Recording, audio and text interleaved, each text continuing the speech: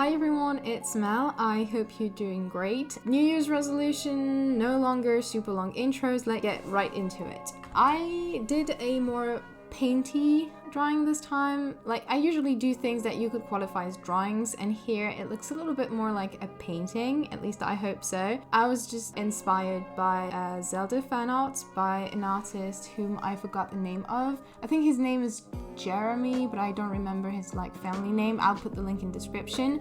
And I really just wanted to try and paint backgrounds. That's it. It's just a random inspiration.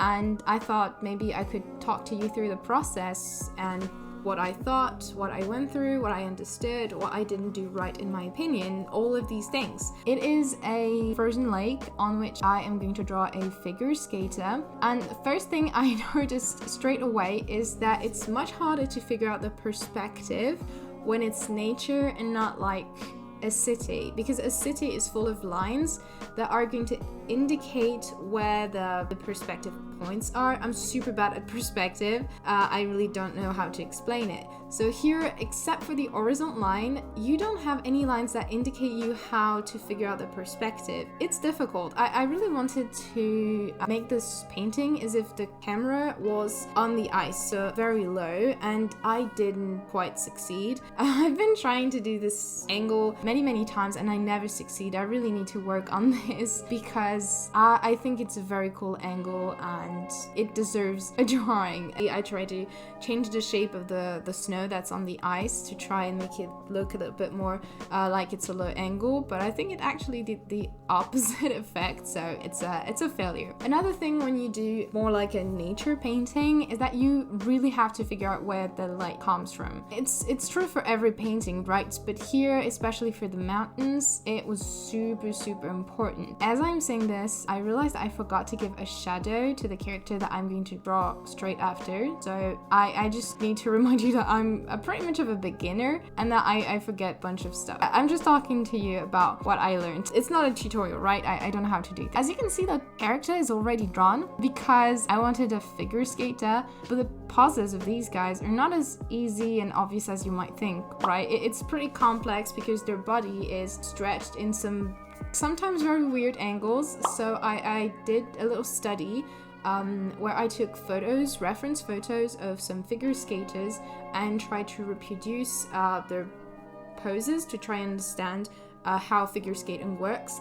And I ended up really liking most of these poses, so I used one of them straight out of the study to implement in this drawing. I really struggled figuring out where to put the character in the background, because the thing is, I never ever draw a background without a character. I am just an artist who draws characters. That's like my main point of focus. So I always need to put a character, even though for this painting the main focus was obviously the background, the frozen lake and the mountains. I still wanted to put a character, so I couldn't put it in the foreground, right? It looked very weird to have a character on the foreground when the focal point was supposed to be the landscape. But putting him too far away and you couldn't really see him, and he didn't bring anything to the painting, and it was kind of awkward because it was just like as if a fly had decided to land on the painting and it was not supposed to be there. So I really struggled figuring out where I needed to put him. When putting a character in a natural environment, you really need to focus on the impact that the character has on the nature around him and vice versa. Basically, in here, as I said, I forgot the shadow of the character, which is such a rookie mistake. But the character does, these little lines on the ice. So I really made sure that they were lines that specifically ended up where he is. The influence of nature on the character is often harder to see, but here it would be his clothes. He is wearing not so many clothes because figure skaters don't seem to feel the cold, it appears, but he's still not dressed in summer clothes. The weather that I imagined is actually my favorite weather, which is really cold and sharp, but also very dry. It's a wonderful weather, I think. And talking about sharpness, as you can see, the mountains in the back, I put a sort of layer to blur them a little bit because of the atmosphere. Things that are very far away are going to have a sort of glaze over them. They're not going to look as sharp, and they might have a color more similar to the color of the sky.